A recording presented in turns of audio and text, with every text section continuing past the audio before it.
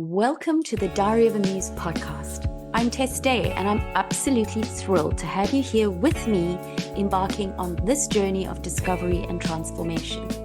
On today's podcast, I want to explore the impact of embracing loneliness and how it can enhance your self-worth. We're diving into a topic that many of us often shy away from, but holds incredible potential for growth and self-discovery. In episode 2, I had a fascinating conversation with Jessica Miller, the founder of Cubble.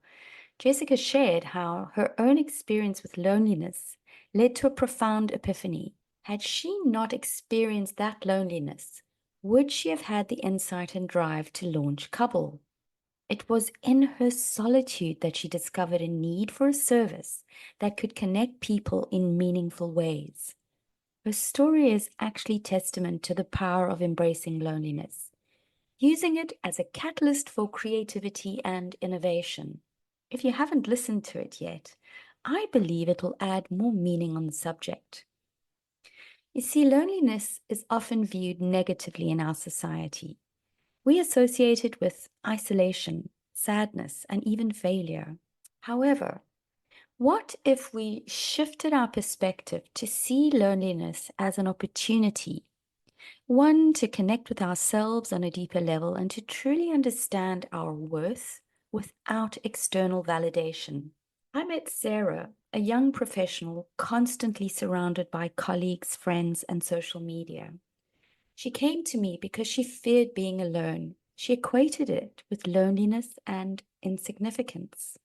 At the time we met, she had just moved to Aberdeen, a new city, because she was starting a new job, and she had found herself alone more often than before. She explained how at first it was very uncomfortable, but through our sessions, she gradually started using this time to explore her interests, read books she had never had time for, and we worked on her goals and values that she then used to reflect on during her alone time. And this period of solitude became a transformative phase in her life, allowing her to build a stronger sense of self-worth and independence.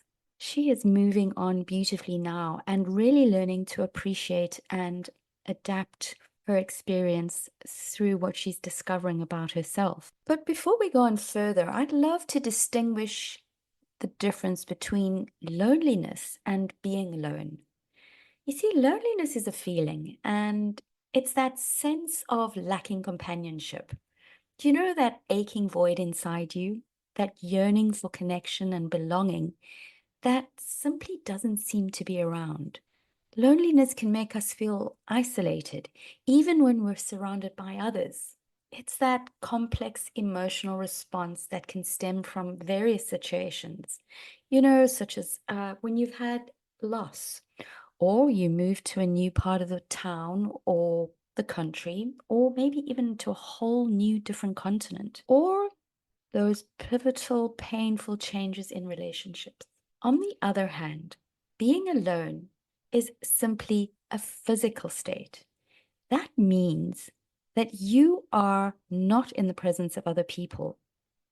So being alone doesn't necessarily always equate to feeling lonely. You can be alone and feel completely content, fulfilled and really at peace with yourself.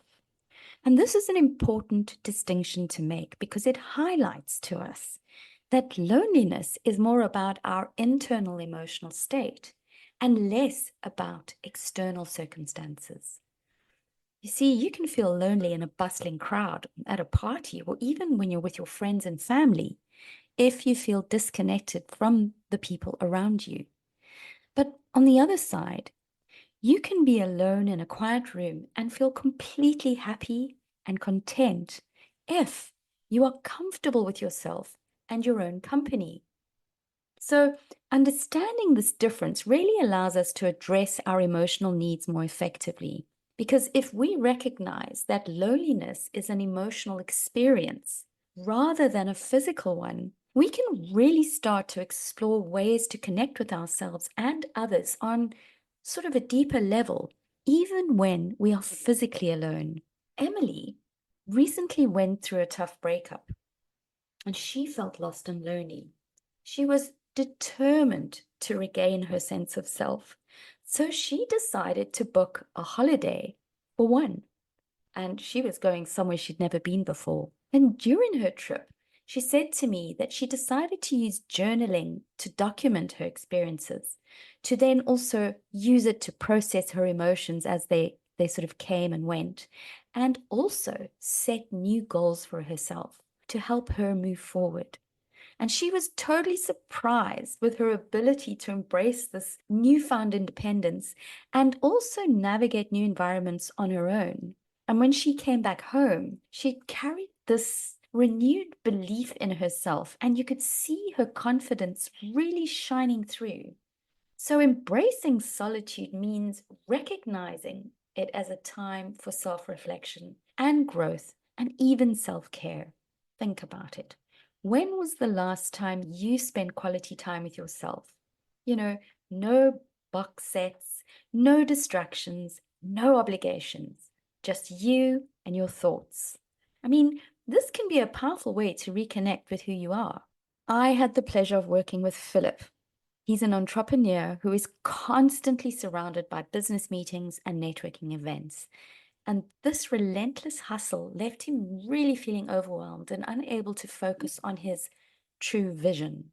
So, in our discussions, we were looking for solutions, and he came up with this bold decision. He was going to start taking regular solitude retreats. So, these were weekends where he'd disconnect from all distractions and really immerse himself in quiet reflection. What he said to me was that during these retreats, he would reflect on his business goals and his personal life. And the results were astounding. I mean, he came to me and he said he gained clarity and came up with really new, innovative ideas that led to one opportunity where he was able to launch a new product. So solitude became his secret weapon for creativity and strategic planning. And he was able to move away from seeing it as something to be dreaded. The contrast of his busy routine really had impacted his ability to spend time with himself. And these retreats really transformed that experience for him. And then in my own journey, growing up in South Africa, in Cape Town, it was 2007 when I moved to Aberdeen with my young family. And at that time, there was no network. I had no friend circle in Aberdeen. It was the early stages of me beginning my business. Um, I'd left all my family behind as well. And my husband traveled extensively for his work. So I was often alone. However, in those early days, I didn't really feel lonely. There was that sense of being homesick, which played a part in a few, I would say, down days. I was really very busy setting up home, deeply involved in developing the business, and the kids were really, really taking up a lot of time because they were so small. But it was only later, after my marriage broke up, and the children were sort of older and not as demanding as they had been, that I really truly started to feel the weight of loneliness.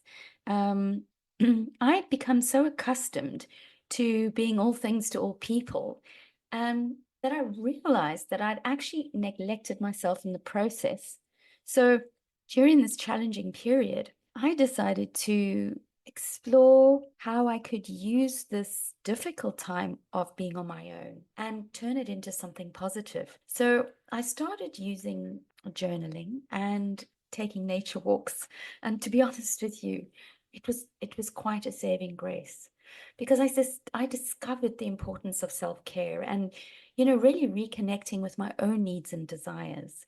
And it was in the forests with the water running down the streams that I really got to hear my own voice, really experience a sense of gratitude for the beauty around me. And it was in these moments that I was sort of away from the hustle and bustle of my demanding life.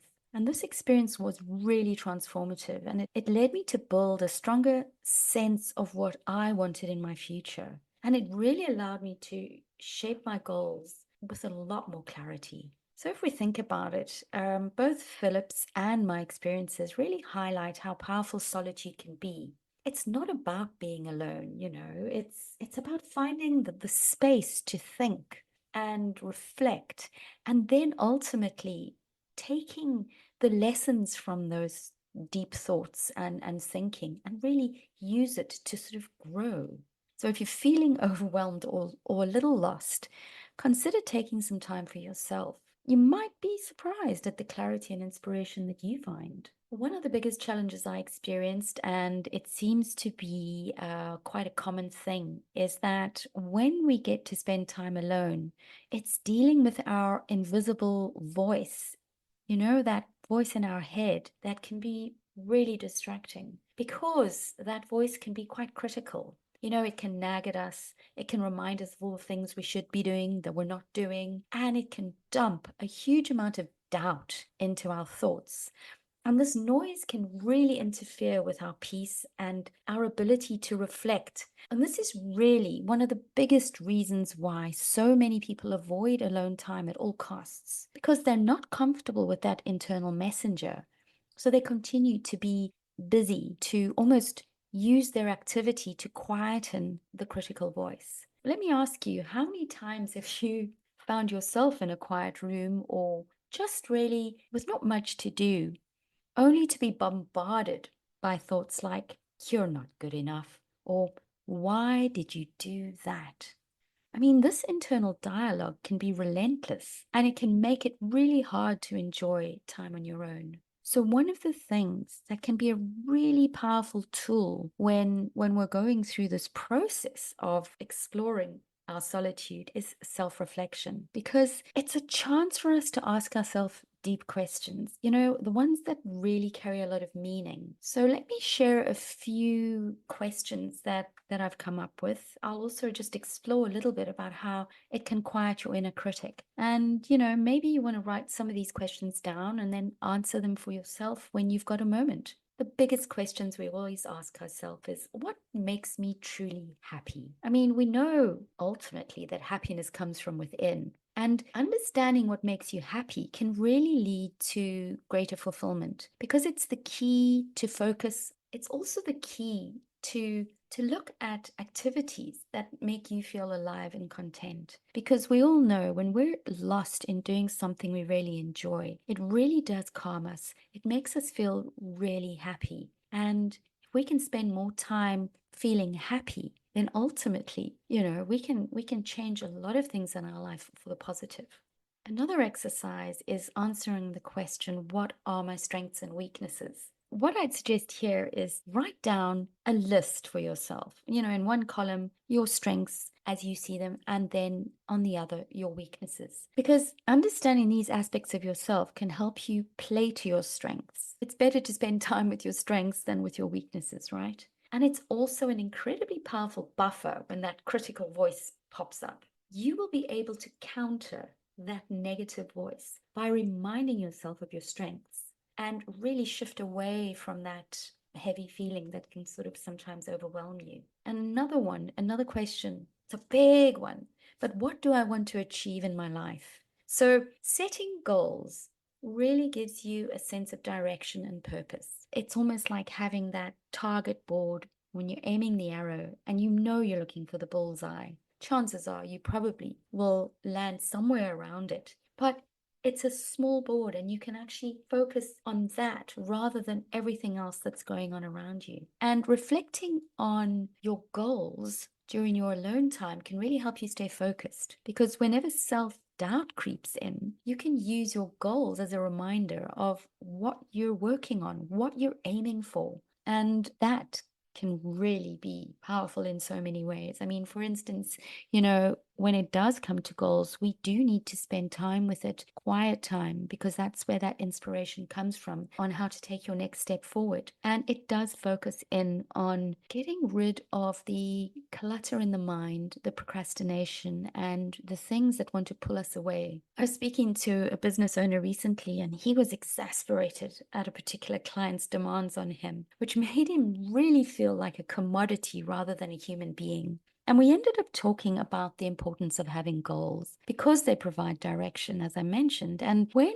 there is some kind of inner chaos going on inside, sometimes it feels like it's happening in your gut, sometimes it's in your head, we can use our goals to pull us back to focus. Because ultimately, what we realized in our conversation was that it's actually less about the actual goal, and it's really more about the journey that it takes you on, how you evolve into this person who is able to achieve that goal. So having a goal to focus on really helps you see what's missing. And this is where you can grow into a person you might currently only dream about being. And when you spend time alone, you really learn to appreciate your own company. You start to enjoy the quiet moments and understand your value and realize that it is not dependent on others, whether they're present or whether they're giving you opinions. So Mark was also a very interesting client. He came to me because he was relying heavily on social validation. He went through a really tough breakup. It hit him really hard, and he decided he needed to take a break from dating. And he thought that perhaps he'd be open to spending a little bit more time alone. So during this period, he decided to look at what he enjoyed doing, and he picked up a hobby of painting, something he had forgotten that he had even enjoyed doing in his earlier days when he was a student. So this creative outlet eventually became a source of joy and fulfillment, and Mark realized through this process that his self-worth really did come from within and not from the approval or even companionship of others. And what this truly did for Mark was that it made him a better person in a partnership when he finally decided to pick up dating again and look to meet someone. He was less needy of their feedback and very more content to be part of the relationship. So that was an amazing breakthrough. What's the point of having this discussion if I can't share some really practical tips that you might want to consider as you explore being in solitude and seeing it more as a positive aspect for yourself? So one of the things that's really important, it's like anything, is to schedule alone time. So set specific times in your day or week for solitude. Block time off in your calendar. Treat this time really as an important appointment with yourself. I've found that it works better for me on weekends because that's when I do tend to spend more time on my own and I'm not sort of rushing around with work. And as I began to explore this, I really found the benefit of shifting my mindset to see solitude as an opportunity to fill my cup, because this ensured that I was internally stronger. That's something that developed, and I became more active and productive through the weeks that followed. So it proved to me that it was that inner thinking and sort of almost intention setting that really helped me enjoy that alone time and see the benefits of it. Another thing you can do is engage in creative activities. So finding a hobby, maybe a sport or an activity that you can do on your own that you enjoy and that allows you to express yourself creatively. I mean, I love to write. And so I began writing my memoir, which really allowed me to write down the journey of my life with the memories that I could remember. It really helped me appreciate where I am now because I could see where I journeyed from. But what it also did was it gave me a fresh perspective around thoughts that I had and stories that had been locked up in my mind for a long time. Stories that were actually stopping me from being able to move forward in my life. So these times of solitude and writing helped me release old thinking. And that was just such an incredible breakthrough. So if that's something that you'd like to do, I'd say give it a go. Alternatively, perhaps it's fly fishing or getting out on the ocean on a paddleboard. I don't know, what could it be for you? Painting? There's so many things that we can do. Practicing mindfulness and meditation can also help you become more present and comfortable. We read it every day. It's always something that is really being brought into workspaces because it really can help you with your own thoughts and how to also quieten that inner critic. If you've tried it, you'll agree with me that it is easier said than done. And what I've learned over time is that I cannot sit still with my fingers pinched together and my legs crossed and sort of really doesn't work for me. Well, not in those early stages. when I was beginning to sort of explore it. But what I found was if I sat with beautiful, relaxing meditation music while I was doing some needlework, because I love doing beading into fabric and creating designs, I found that the focus on the beadwork was quite intense, and the music filtering through the room while I was working was so calming that it completely and utterly stopped any sort of critical voice or overthinking while I was in that space. And when I'd stop after an hour or two, I would feel an incredible sense of peace that would sort of wash over me. And it also allowed me to find masses of inspiration after I'd stopped. So while I was getting on with other duties, these sparks of ideas would just flow through. So, what I'd really say is if you do want to practice anything like mindfulness, see if you can design something that works for you, if the traditional ways are too difficult as a starting point. Then there's journaling your thoughts. So, like I wrote my memoir, writing down your thoughts and feelings can be very therapeutic. It's a way to understand yourself better, as I found. And also, you're able to then confront and challenge negative thoughts. So sometimes it's even beneficial to write down the negative chatter that is occurring in your mind. Out of the head and onto the paper, they say, means that you can see it. And when you can see it, it suddenly becomes something you can actually work with. So there's a book that I could recommend called The Artist's Way by Julia Cameron. I've completed it twice, actually. It's a 12-week daily writing practice where each day the workbook will ask you to write a number of pages about a suggested topic. I mean, it's a lot of fun, but it's also really eye-opening, and it can support you with any current challenges you're dealing with. And lastly, again, setting personal goals. Use your alone time to set and review a goal. Don't overload yourself with too many goals because that can then just put everything into a standstill. But really pick something that you want to focus on as a goal and use your alone time to put more attention on it because it'll keep you focused and also excited about something in the future that you can work towards.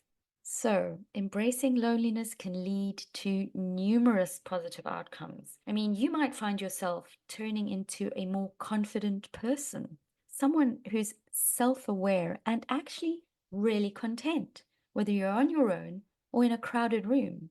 You are certainly going to develop new skills or take on new hobbies. And this is going to strengthen your sense of independence. It's going to improve your mental health. And it is also going to enhance your relationships with your friends, your loved ones, and work colleagues.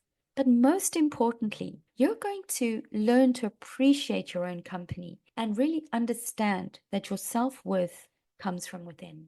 As I wrap up here with you on this session today, here are some questions I really would like you to ponder as you embrace this loneliness journey into solitude, and this can really enhance the experience. First of all, how do you currently perceive loneliness? And can you shift your perspective to see it as a positive opportunity? What activities can you engage in during your alone time that would bring you joy and fulfillment? There's a number of examples above where you can just see that if you just pick it right, you might not get it right the first time, but eventually with some sifting and sorting, you can find that place where you're just in your happy place. How can you incorporate moments of solitude into your daily routine to foster self-reflection and personal growth? I mean, during a busy week, it could just be as simple as a 15-minute walk outside. Maybe you've got a park nearby or just round the block, not earphones in your head, not listening to a podcast, just being still and quiet, but observing the environment around you. The next question is really quite an important one, but it is also not necessarily the easiest one to answer. So it is, what are the fears that you associate with being alone, and how can you confront and overcome them? So this could be a great exercise of writing, trying to tap into what is it that I'm afraid of when I'm alone? Is it my critical voice? Or what is it? Because if you can really identify what that is, there is no doubt that you can have some really fantastic breakthroughs. And then lastly, how can your solitude time give you the confidence to be more interactive with others, and eventually create wonderful social experiences. And I'm not going to give you any clues there, because that is what the whole journey is about. It really is discovering yourself, because the moment you've got that voice, that essence of yourself coming through, you will be more authentic in your interactions. And that is what is going to make the whole experience pretty amazing. And I would love to hear your thoughts and the experiences you have as you're embracing this loneliness experience and building a sense of self-worth. So feel free to reach out and share your stories or ask me any questions. I'm sure you're going to have more questions than you get answers at some point along this journey. So you can connect with me on social media or even email me, tess@mindblocks.co.uk. I mean, I'm really happy to start a conversation and support you, and I'm sure you'll support me on this journey. Because essentially, embracing loneliness isn't about isolating yourself from the world. It's really about taking the time to connect with yourself, to understand and appreciate your own company. It's a journey of self-discovery, and this can lead to a greater sense of self-worth and support you in developing the right connections and a truly fulfilling life. It is not pie in the sky. So thank you for joining me on this episode, and I hope that it has inspired you to embrace your alone time and use it as a powerful tool for you. If you have enjoyed the episode, subscribe to us and share it with others who might benefit from this message. And remember, solitude is not a void to be filled, but a space to be cherished. Until next time, I'm Tess Day, and this is episode 3 of the Diary of a Muse. Next time, I'll be speaking to Tahila Aloni about bioorgonomy and all the energy work that she does with her clients. It's a fascinating topic, and I know that this could even add value to your contemplations as you experience alone time. So see you again soon. Bye for now.